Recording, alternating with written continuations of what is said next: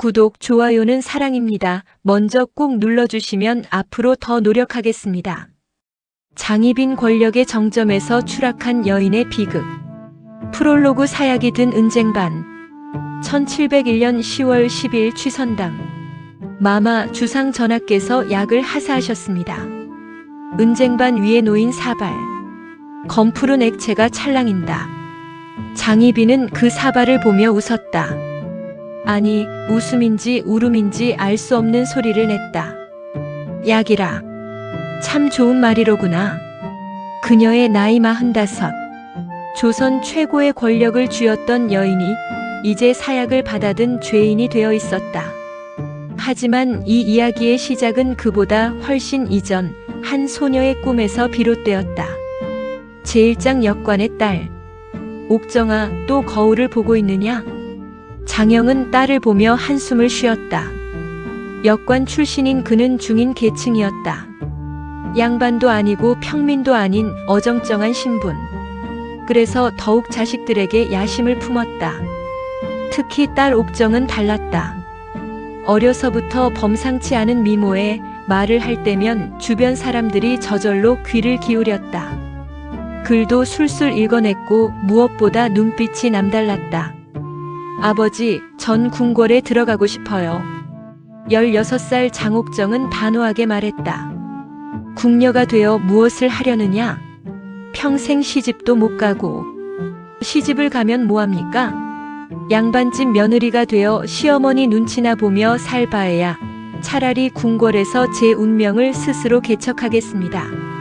장영은 딸의 눈을 보았다. 그 눈에는 두려움이 없었다. 오히려 불꽃 같은 것이 타오르고 있었다. 그래, 내 뜻대로 해보거라. 그렇게 장옥정은 1680년 경덕궁으로 들어갔다. 제2장 숙종의 눈에 띄다. 궁녀의 삶은 혹독했다. 새벽 4시에 일어나 밤늦게까지 일했다. 하지만 장옥정은 달랐다. 다른 궁녀들이 고된 일에 투덜거릴 때 그녀는 웃으며 일했다. 저 궁녀는 좀 다르구나. 어느 날 후원을 거닐던 숙종의 눈에 그녀가 들어왔다. 연못가에서 꽃잎을 주우며 무언가 혼잣말을 하는 젊은 궁녀. 무슨 생각을 그리 하느냐? 장옥정은 깜짝 놀라 고개를 들었다. 왕이었다. 하지만 그녀는 당황하지 않고 차분히 무릎을 꿇었다. 소녀는 꽃잎이 떨어지는 것을 보며 생각했사옵니다. 꽃은 피었다가 지지만 그 향기는 오래도록 남는다고요.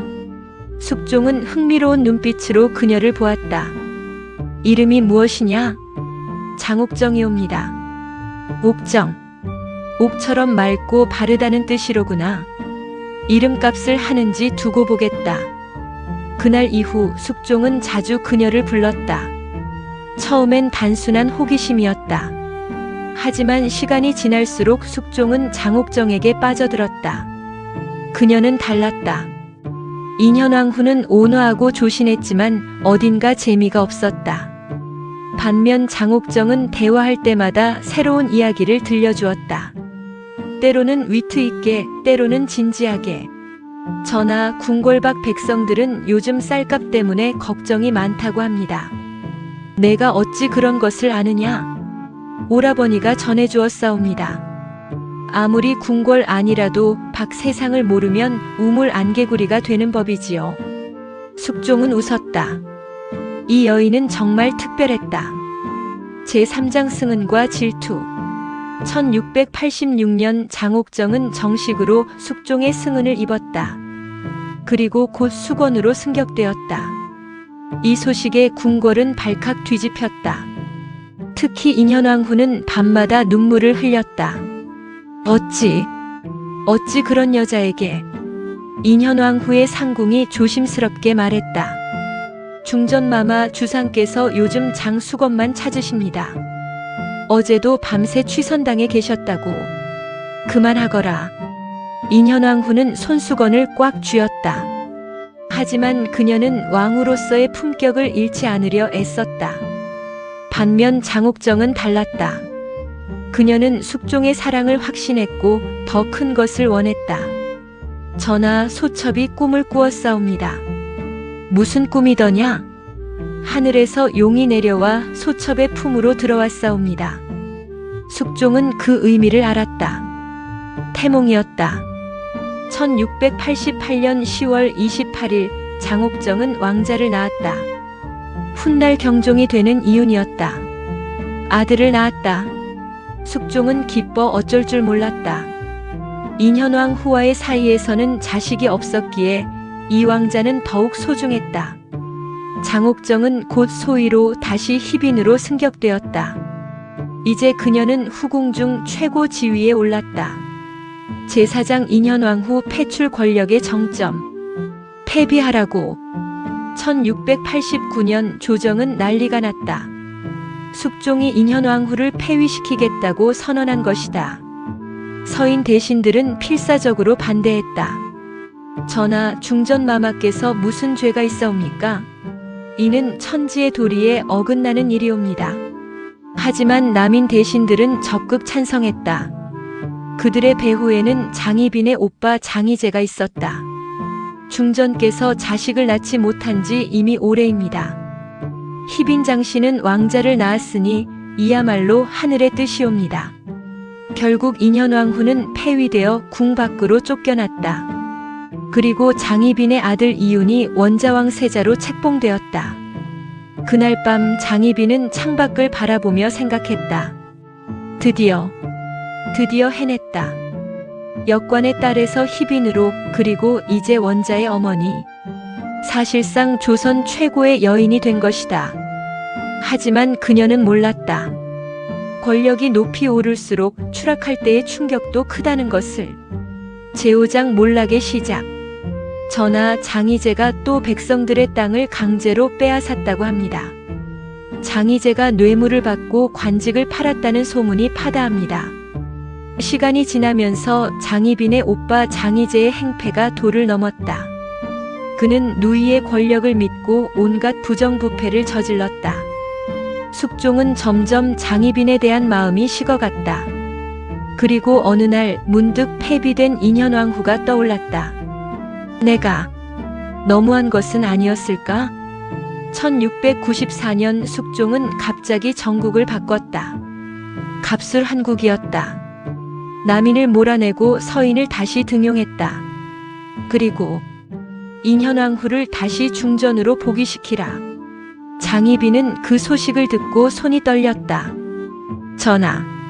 전하께서 어찌. 하지만 숙종은 더 이상 그녀를 보지 않았다.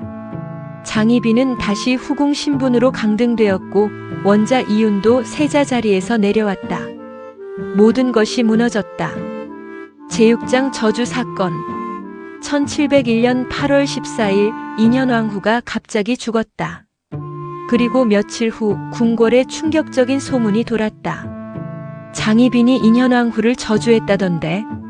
취선당에서 무당을 불러 구슬했다더라. 나무 인형에 중전마마의 이름을 쓰고 바늘을 찔렀다는구나. 실제로 취선당을 수색하자 의심스러운 물건들이 나왔다. 나무 인형, 주술서, 부적. 숙종은 분노했다. 장씨를 당장 문초하라. 장희빈은 끌려와 무릎을 꿇었다. 전하, 소첩은 억울하옵니다. 그런 일을 한 적이 없사옵니다. 그럼 이것들은 무엇이냐? 내 처소에서 나온 것들이다. 소첩은. 하지만 증거는 명백했다. 아니, 명백하게 만들어졌다.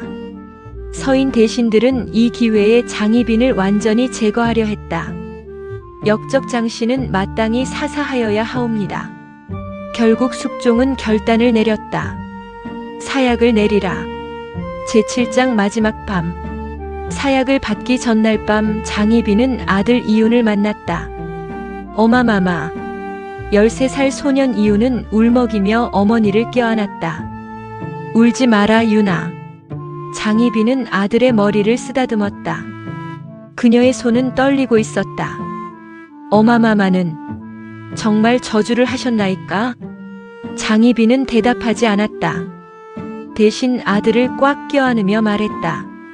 너는 언젠가 왕이 될 것이다. 그때 기억하거라. 권력은 물과 같아서 손에 쥐려 할수록 빠져나간다는 것을. 내 어미처럼 욕심을 부리지 마라. 어마마마. 가거라. 그리고 살아남아라. 그것이 내가 너에게 바라는 유일한 것이다. 이유는 끌려나갔다. 장희빈은 혼자 남아 밤하늘의 달을 보았다. 나는 정말 잘못했을까? 제8장 사약. 다음 날 사약이 들어왔다. 장씨 주상 전하께서 약을 하사하셨다. 장희빈은 사발을 들었다. 손이 덜덜 떨렸다. 전하, 전하. 그녀는 울부짖었다. 한때 자신을 그토록 사랑했던 남자. 이제는 자신에게 죽음을 내리는 남자. 나는 단지 살고 싶었을 뿐인데. 역관의 딸로 태어나 스스로의 힘으로 정점에 올랐던 여인. 하지만 그 권력은 모래성처럼 무너졌다. 장희빈은 사발을 입에 댔다. 검푸른 액체가 목구멍으로 넘어갔다. 쓰라렸다. 너무나 쓰라렸다. 입에서 거품이 나왔다. 유나, 어마마마는 미안하구나. 그렇게 장희빈은 45의 나이로 생을 마감했다. 에필로그. 그 후 장희빈이 죽은 후 사람들은 그녀의 혼령이 궁궐에 나타난다는 소문을 퍼뜨렸다. 취선당에서 여자의 울음소리가 들린다더라. 밤마다 흰옷을 입은 여인이 나타난다던데. 숙종은 그 후 다시는 취선당에 가지 않았다. 그리고 종종 혼자 중얼거렸다고 한다. 내가 너무한 것은 아니었을까? 1720년 장희빈의 아들 이유는 결국 왕위에 올라 경종이 되었다. 하지만 그의 재위는 겨우 4년. 건강이 좋지 않았던 그는 1724년 승하했다. 어머니의 비극이 아들에게도 그림자를 드리운 것일까? 끝나지 않은 이야기. 장희빈. 어떤 이는 그녀를 권력욕의 눈먼 악녀라 했고 어떤 이는 시대의 희생양이라 했다. 하지만 분명한 것은 그녀가 한 여성으로서 자신의 운명을 개척하려 했다는 점이다. 비록 그 끝이 비극이었을지라도 오늘날 우리가 그녀의 이야기를 기억하는 이유는 아마도 그 속에서 인간의 욕망과 좌절, 사랑과 배신 그리고 권력의 덧없음을 발견하기 때문일 것이다. 장희빈의 삶은 끝났지만 그녀의 이야기는 아직도 계속되고 있다.